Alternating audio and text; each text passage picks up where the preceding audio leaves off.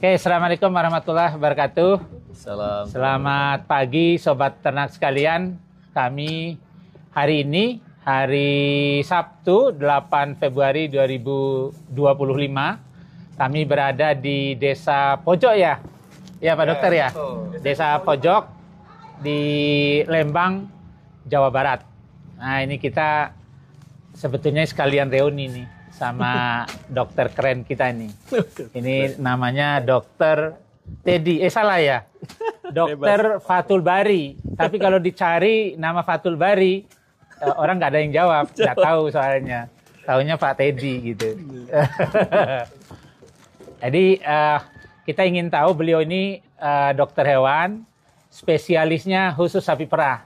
Nah ini buat rekan-rekan, para peternak, kemudian juga teman-teman yang dokter hewan, yang praktisi, atau juga para sobat ternak sekalian yang ingin tahu penyakit-penyakit apa sih yang sering terjadi di sapi perah, langkah-langkah apa yang harus dilakukan. Nah ini kita dengarkan di penuturan pengalaman, sharing dari Pak Dokter Teddy. Mudah-mudahan dari sharing ini teman-teman yang lain yang belum pernah mengalami jadi tahu, dan dari pengalaman itu kita coba untuk menyelesaikan persoalan-persoalan kesehatan sapi perah ke depan. Dokter Teddy, dikenalkan dulu dong Dokter Teddy namanya. Bismillahirrahmanirrahim. Assalamualaikum warahmatullahi wabarakatuh. Terima kasih Pak Direktur. Kita bisa ketemu lagi bersilaturahmi. Nama aja. Ya. Nama saya Dr. Hewan Fathul Bari. Ya. Kebetulan saya asli dari Bandung Barat ya, tepatnya di daerah Cihampelas, Kabupaten Bandung Barat. Namanya Fathul. Fathul. Nah itu asli Bandung. Fathul Bari. Karena kalau ditulis pasti F tulisnya, cuman bacanya selalu P. Itu asli Sunda. Asli Sunda. Ya alhamdulillah hari ini bisa bersilaturahmi ya, mudah-mudahan pada kesempatan ini bisa sedikit menambah wawasan lah ya, buat para peternak, khususnya yang beternak sapi perah. Dan sekarang juga saya ditanami Pak Denny juga ya, salah satu peternak. Dan ini juga Pak Denny ini merupakan anggota kami juga ya di koperasi KPSBU Lembang. Dan beliau ini saya kira udah malang melintang juga ya, beternak sapi perah ini. Pak Dokter, ya. Kan kebetulan Pak Dokter Fathul Bari ini, teman-teman sekalian, tergabung dalam tim mediknya ya. Di medis. Pengurus betul. Di KPSBU Lembang.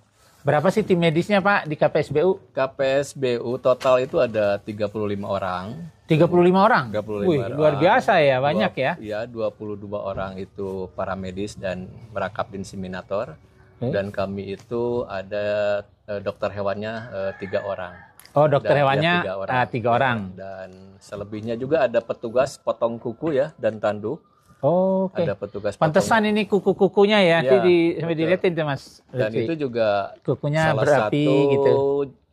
Ikhtiar kami ya untuk menjaga kesehatan khususnya di bagian lokomosi, karena di sana juga banyak penyakit-penyakit yang kadang para peternak tidak mengetahui ya. Dengan instead kita setahun 2 kali ya kita melakukan potong kuku ya, alhamdulillah kejadian lokomosi itu penyakit di sana itu bisa kita tanggulangi. Jadi sapi itu ada pedikur, manikur juga ya? Iya, seperti itu. Iya. Saya aja jarang-jarang Pak. Jarang. Keren juga sapinya di tempatnya Pak KPSBU ini ya. Iya. Pak Dokter Teddy, yang umum nih, kalau yang dari, kan dulu orang sering mengatakan ada sakit mastitis. Ya. Di anggotanya KPSBU ini, tinggi nggak kejadiannya? Mastitis bisa dikatakan masih tinggi, Pak. Masih tinggi? Masih tinggi ya, karena ada kira-kira ancar-ancar persentase gitu? Persentasenya di 80%-an saya kira masih ada. Kira-kira apa sih yang dilakukan nih oleh sobat ternak sekalian yang bisa mereka lakukan supaya mengurangi mastitis? Ya, langkah pertama adalah ya mungkin kebersihan ya, tetap kebersihan kandang, biosecurity, kebersihan kandang. Artinya harus kandangnya sering dibersihkan kotorannya ya, gitu ya. Kemudian ya kandang juga harus selalu kering ya. Dan saya kira yang paling penting juga sebagai desinfektan alami juga kandang itu jangan terlalu gelap. Jadi sirkulasinya udaranya juga harus bagus. Nah, ini nih teman-teman nih, catatan nih. Jadi jangan kandang itu ditutupin. Ya, ditutupin katanya biar nggak dingin. Enggak, justru jenis sapi FH ini, Friesian Holstein ini, jenis sapi yang paling suka dingin. Nah, jadi jangan ditutupin di pinggir-pinggirnya, biar udaranya segar gitu, Dokter Dedi ya. Ya. Dan ini juga pengalaman dengan penyakit PMK, rata-rata yang kalau sirkulasi udaranya yang bagus itu kesembuhannya juga sangat membantu. Atau tadi apa namanya faktor penyebab lah yang mendukung. Kira-kira kalau antara yang perah manual dengan perahnya pakai mesin perah, itu tinggi mana kejadiannya?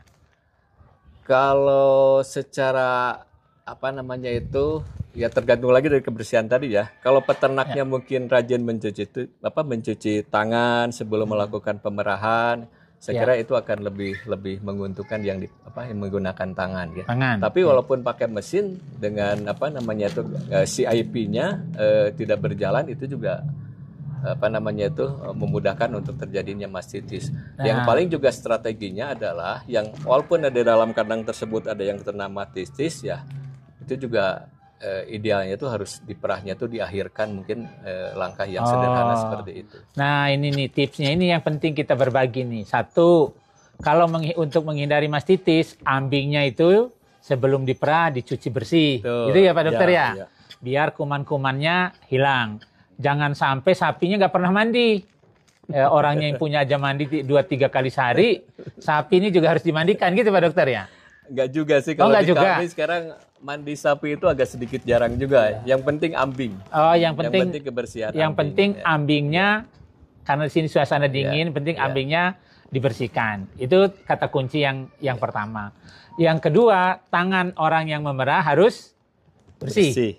Harus dicuci dulu dengan disinfektan supaya memastikan.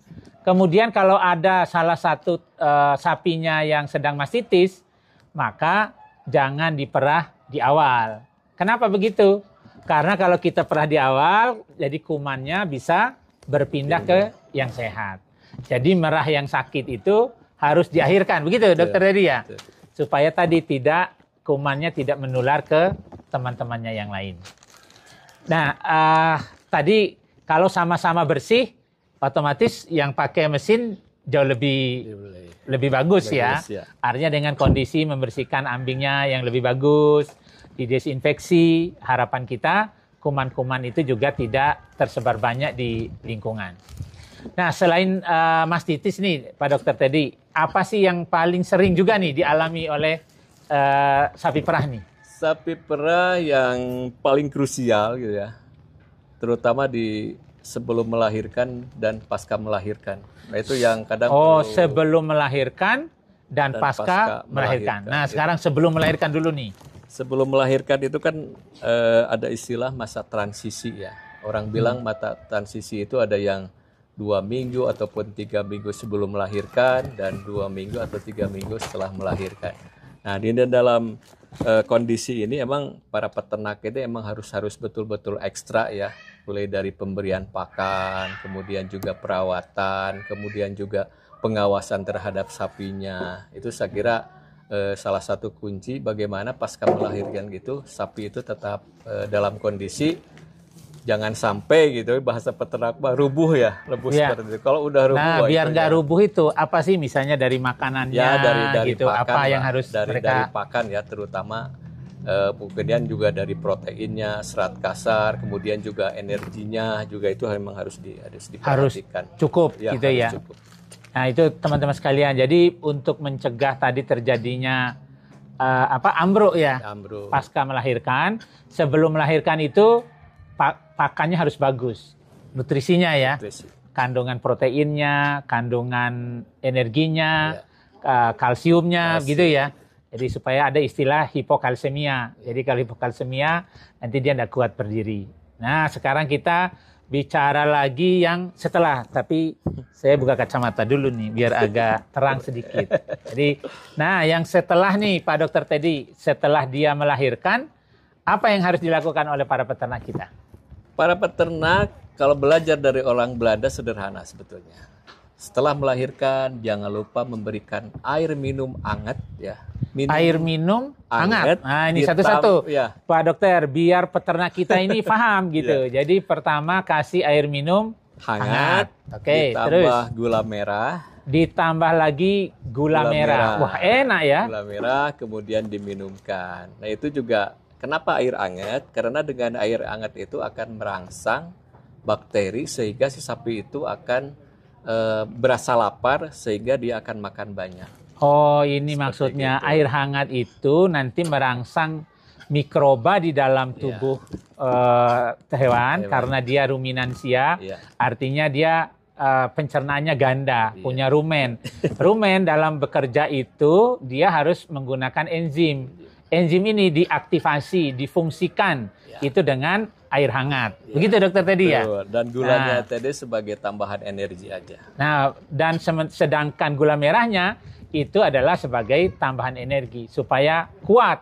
Iya. Sama lah kalau ibu-ibu habis melahirkan kan diminumin madu, minumin telur. Buat apa? Buat kuat, biar kembali lagi tenaganya. Begitu dokter tadi? Betul. Karena minimal pasca melahirkan itu ada 4 anomali ya. Kalau bahasa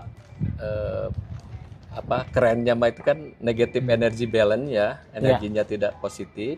Kemudian juga rumen mikroba stres ya, kemudian juga tidak seimbangnya elektrolit, dan yang terakhir tadi hubungan sebagaimana disampaikan oleh Pak Dokter adalah kekurangan kalsium dan magnesium. Nah, ini yang kadang kenapa pasca melahirkan itu dikatakan krusial itu seperti itu.